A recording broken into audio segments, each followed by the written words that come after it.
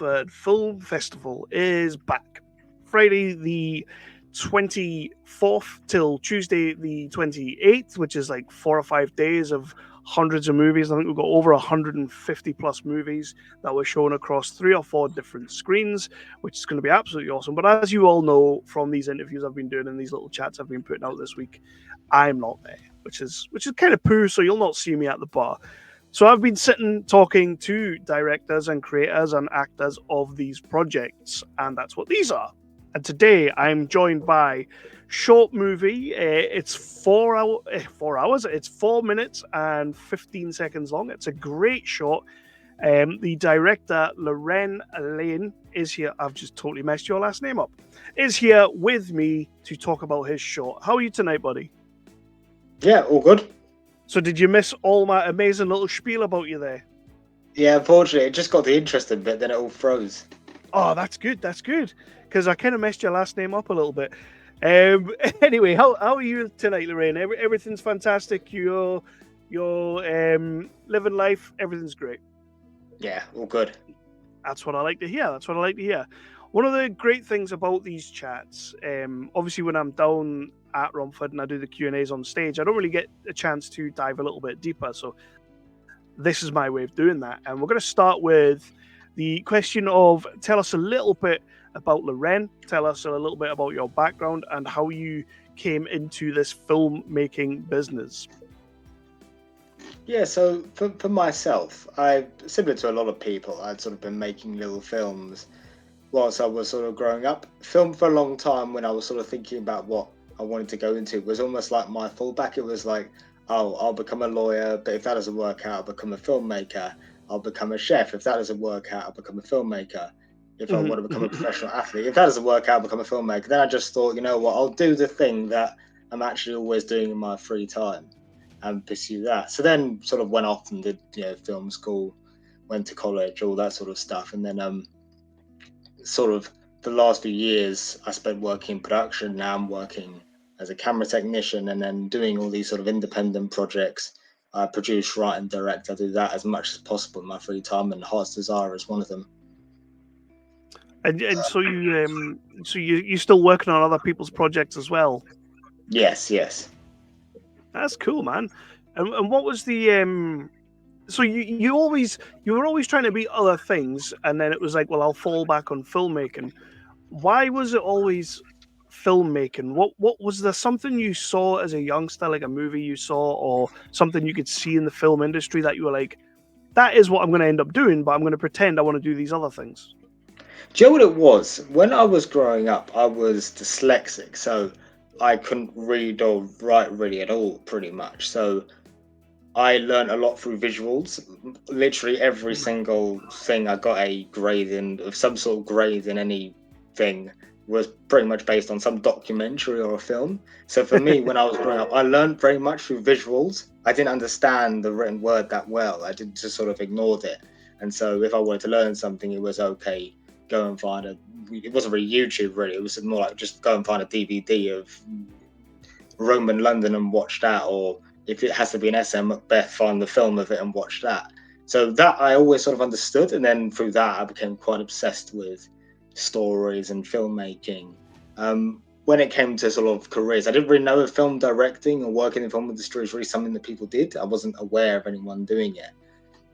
When I actually decided to start doing it, I still wasn't really aware. I think I was about 14. I still wasn't really aware it was an actual job people did. It was just sort of, well, I'll do this and just sort of see where it sort of goes. It was only sort of, I think around the age of 15, 16, I sort of realised as I was looking for like colleges and stuff, oh, it's actually a job that people do. And you can, if I'm good enough at it, I could turn it into a full-time job. And did you go down the college road, down the film school road? Yes, I did. The traditional way. Yeah. Where did well, actually, before we get into that one, was there anybody in particular, or was there anybody that you came across while you were making your way into all of this that was kind of someone you could lean on and become a sponge to and just learn from? It's really interesting. I was having this conversation with someone very recently. I unfortunately didn't have that. I remember always wanting that during the sort of the sort of age between 16 and probably quite recently, 22. I remember always sort of wanting that sort of mentor figure, someone in the industry who I could sort of go to for advice. Yeah, unfortunately, it never sort of happened for me. I don't think it hurt me too much. I think at the time, um, it was something I sort of wanted, but I don't. I think I am a strong believer. If you work hard enough, you can kind of make your own. You kind of learn the advice that they would teach you anyway. And everyone's story is so different. That's one thing Yeah. I sort of got. Like even when I was making Heart's Desire, I remember speaking to people who worked in the industry who were more experienced than myself about sort of which direction going to sort of to approach it. And even then, I realized as I was making everyone's sort of way of doing things is slightly different, and what would have worked for them just wouldn't have worked for me. So where Heart's Desire, Mm. where did the initial concept and the initial idea of Heart's Desire come from for you? Because it is very, I mean, I think everybody's kind of had this conversation and it's super relatable. But what made you want to make this as a short movie? It kind of touches on a little bit of what you just said there. I think when I was a kid growing up, we used to go to a childminders, and I remember one of the games we used to play in the back of the car on the way to school was, if you could wish for something, what you wish for, and everyone would wish for like various different things. Like I Mm. wished for a house made of chocolate, and I wished for money and all that sort of stuff. What he wishes for right at the very end of the movie is actually what I used to say. I don't really remember why that was my wish, but I think it was kind of I always thought it was kind of clever. But then as I sort of got older, I sort of realized maybe that's not really the best thing in the world. And and then I think I can't remember exactly when I wrote the script. It was some point in my sort of late teens to sort of early adult life, and I remember thinking, oh, maybe that would be an interesting kind of film to make around that, and it kind of just sort of went from there. And what was your approach to getting this made? How did you go about casting your lead? Because sorry, I've lost his name there. It was Petrie. Yeah, Ed Petrie. Ed Petrie, that's it, that's it. How did you go about casting him for this and basically saying, right, we're going to have you in a short micro budget and it's about wishes? You know what? It's quite funny because I didn't actually, although I had watched him growing up on CBC, I didn't actually go out of my way to try and find him. It was actually one of those when I started making. I At the time I was working in production, so I had various different sort of accounts and like Spotlight and Mandy and all that sort of Yeah. stuff. So it was one of those. I just went on all the different platforms, and just posted out saying this is what the film's about. You know, if you're interested, please get in touch. And I remember he was one of the names that got in touch. And I remember looking at the profile and thinking, hang on, I remember him from when I was a kid. And then I obviously went through the showrun. I was very aware of like who he was and the kind of work. And I'd already decided I wanted to go down that kind of comedic route. And then so obviously I met him for a Zoom call. We sort of spoke about it. And then completely destroyed the audition. I remember thinking, yeah, he's definitely, when directors say like there's a perfect actor for that role, he was Yeah. definitely the perfect actor for this role. That's cool. And what was your process with him as an actor and a director? Like, did you work closely together to kind of flesh out who you're supposed to be, and or was it more of a this is kind of the script, roll with it? It was somewhere sort of in between. We didn't have that long between the auditions and the shoot. But it wasn't. We didn't just sort of like turn up on set and start filming. It was very much a case of reacting to scenarios. It was kind of Mm. diving down into that character, what that character would be like on a day-to-day basis. So I remember during the auditions, it was sort of like taking a scenario and putting that character in a different point during his day and trying to get that response so that going into the day when Ed had the script right in front of him, he would already know, or I hope he knew, that what this character was like and this is how the character would respond in that situation and what that character would also be thinking. Where did the because most of the time it's like a mystical thing, a mystical human or a mystical creature or something like that. But where did the idea of it being his computer terminal come from? Well, it really the idea is that this character has to be really bored. So what's the most boring place we could probably put him? I feel like an office is probably one of the most boring places you can think. And it's like what would be in that office? A computer's normally there. But I also think I didn't want, because I remember this was one of the discussions I had quite a lot with other people, was what would this thing be? And I remember it was a big debate as to whether the computer was going to talk or was it not. I'm someone who quite leans towards the idea of the less you know about something, the more interesting it is. Yeah. And so the idea of the computer not talking and just kind of being this sort of mystical thing on a screen that you don't really quite understand what it is or what its intentions are, I found to be a far more interesting way of presenting the genie, as it were, than having it be a sort of person who walks through the door and starts talking to him. I do kind of love it because it reminded me of like you might be a bit too young to remember this, but you know the old school like Amstrad games and BBC games. It sort of like gave me a little feeling of that at the same time, sort of like choose your adventure kind of thing. But obviously, it's like a mystical creature kind of thing, and it's giving you wishes. But I love that. What kind of, when you're looking for your aesthetic and the way you're edited and everything like that, what kind of inspirations did you maybe have that you could see from other places? In terms just overall, or Yeah, specifically with just like for your it's aesthetic and your feel and things like that.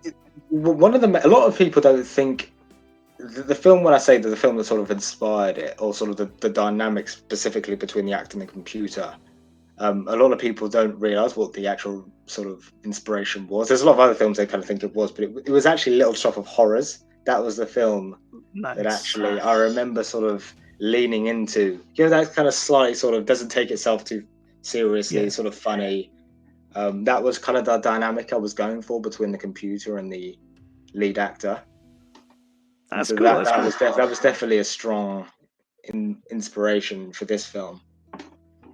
And with this only being about 4.5 minutes, and it's a quick 4.5 minutes, it's a tight 4.5 minutes. You've made a fantastic shot here. I absolutely adored the shot, and I've not said when it's going to be on yet. So 2 seconds.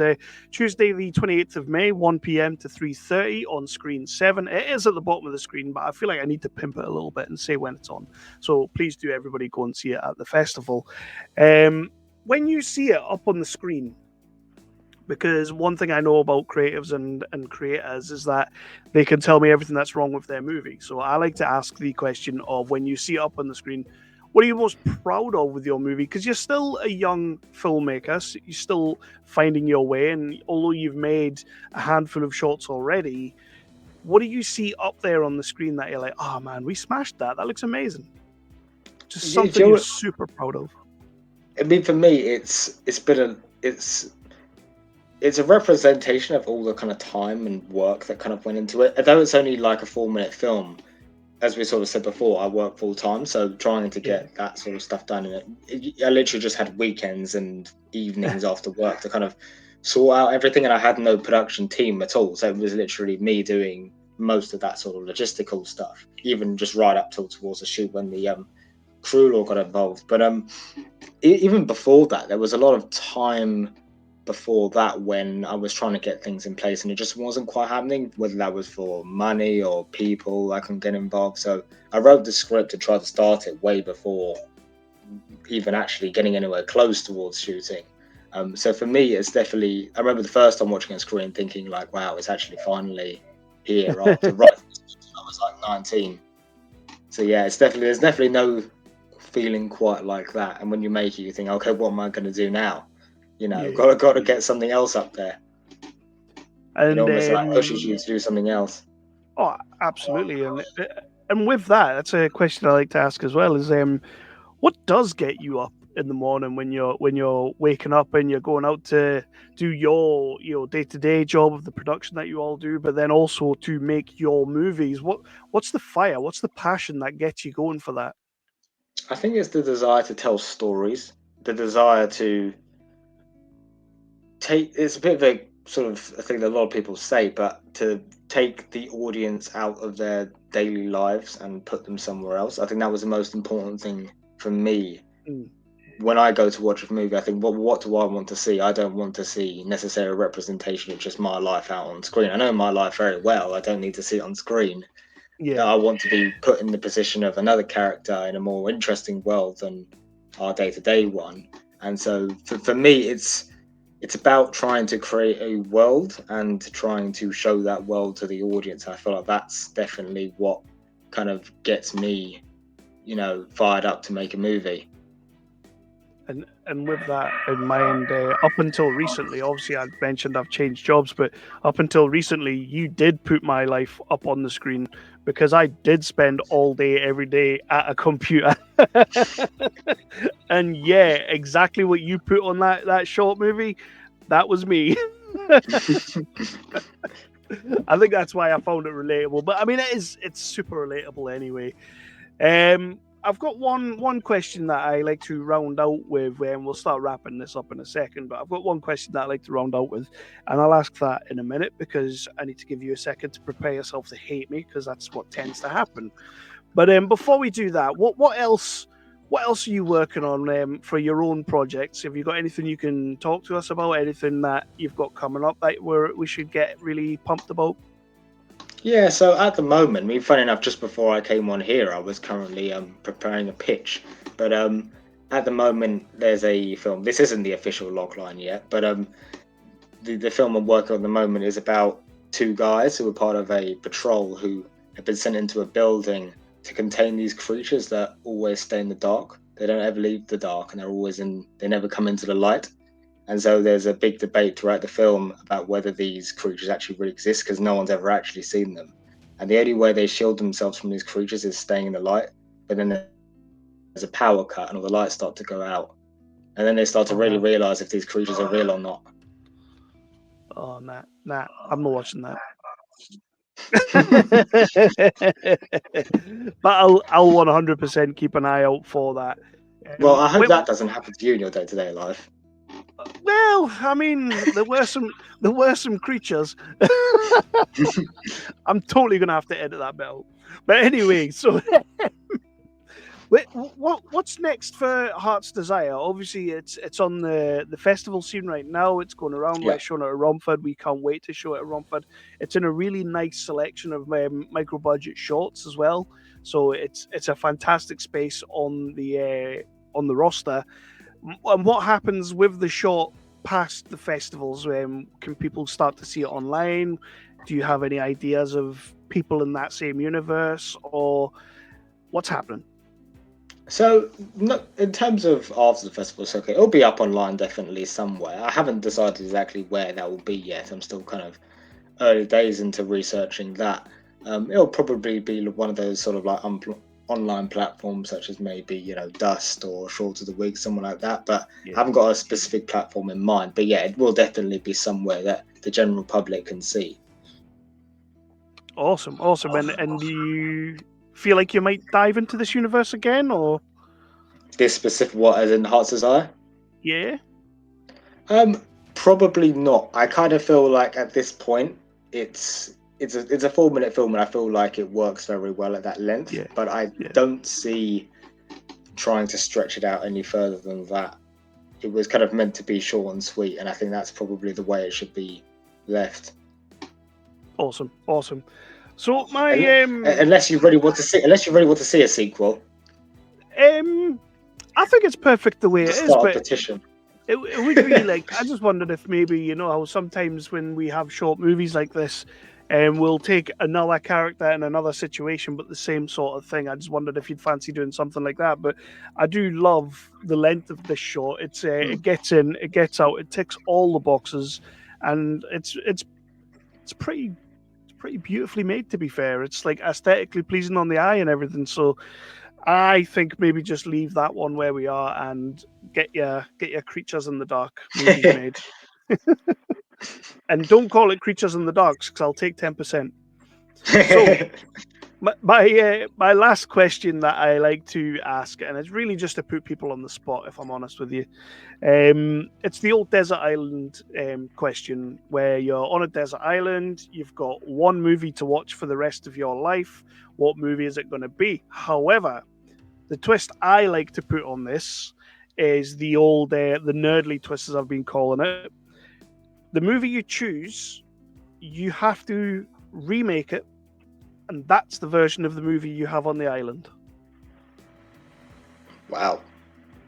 Yeah. How much of it am I allowed to change, though? Because it's your remake. You're doing what you want with it. Okay, because the answer to that question is, my favorite movie that I always said this is the movie I could be stuck with. It's probably not the most appropriate movie considering the situation if I'm on a desert island somewhere. But it's actually my favorite movie is Planet of the Apes, the 1968 version, where he actually is trapped in like a desert for like half the movie. But yeah, there is. It's funny you say that because I remember when I was about 18, I started writing like a remake version of that film. It was slightly different.